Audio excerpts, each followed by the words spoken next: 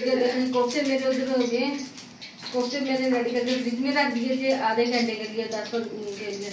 और मैंने उसका तैयार करने के लिए मैंने 2 बड़े 3 प्याज लिए, 2-3 टमाटर लिए, लहसुन, हरी मिर्चें, ये कुटी हुई मैंने काली मिर्च ली है, धनिया, जीरा, हल्दी पाउडर और मिर्च, नमक हंसते मैंने नहीं लिया। चलते हैं रेसिपी की तरफ और देखते हैं। मुझे तो कढ़ाई ली, इसके अंदर डालूंगी मैं प्याज।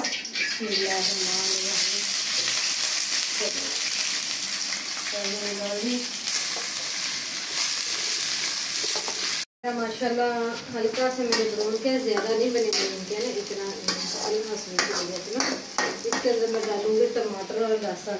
बिस्मिल्लाहिर्रहमानिर्रहीम।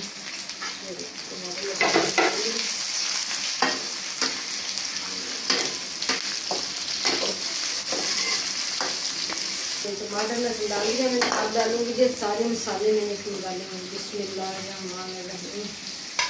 ये डाल दिए।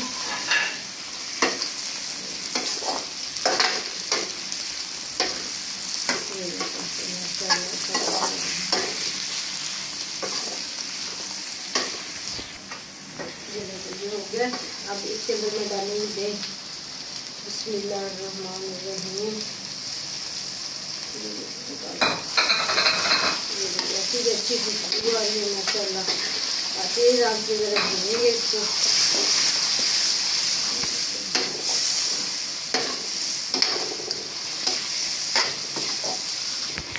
हल्का सा मैंने इसे डाल लिया। अब मैं करूँगी इसको जग में डाल के ग्राइंड करके। बिस्मिल्लाह जग में ऐसे बिस्मिल्लाहिर्रहमानिर्रहीम डाल ले।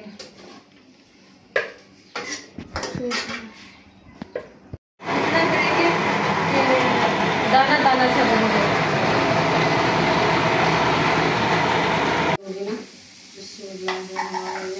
ये बहुत ठीक है और ज़्यादा नहीं करते, इसको ऐसे कर लेते, थोड़े से पानी इसमें डाल देते हैं। ये घी आपको ना कम नहीं, ये हल्की आंच पे जब इसको भुनेंगे ना बहुत मज़े का कलर आ जाएगा, बहुत ही अच्छा था। अब इसको जो जग में लगा मैंने ज़ाया नहीं किया, थोड़ा सा मैंने पानी डाल के इसमें ये डाल दी। बिस्मिल्लाहिर्रहमानिर्रहीम। ये मैंने डाल दी। इसकी हल्की आंच पे मैं छोड़ दूँगी और ये हल्की आंच पे बड़े मज़े की खुशबू आ रही है। और इसके अंदर अब डालूँगी थोड़ा सा मैं ज़ीरा और सूखा धनिया। ये देख ऐसे हो गया ना, हल्की आंच पे छोड़ूंगी तो ये खुद ही घी छोड़ देगा। डाल लीजिए मैंने और अब मैं करूँगी इसमें बिस्मिल्लाहिर्रहमानिर्रहीम। ये माशाल्लाह जी क्या अच्छी खुशबू आ रही है। बहुत ही टेस्टी, बहुत ही मज़ेदार, बहुत ही लजीज। और ऊपर से मैं डालूँगी थोड़ी सी हरी मिर्चें। ये स्टीम के लिए छोड़ दिया। मज़े की है माशाल्लाह से, बहुत ही क्रिस्पी है। ट्राई करना और बताना मेरी रेसिपी कैसे लगी। अच्छी लगी शेयर करना, लाइक करना और मिलते हैं जल्दी वीडियो के साथ। अल्लाह हाफिज़।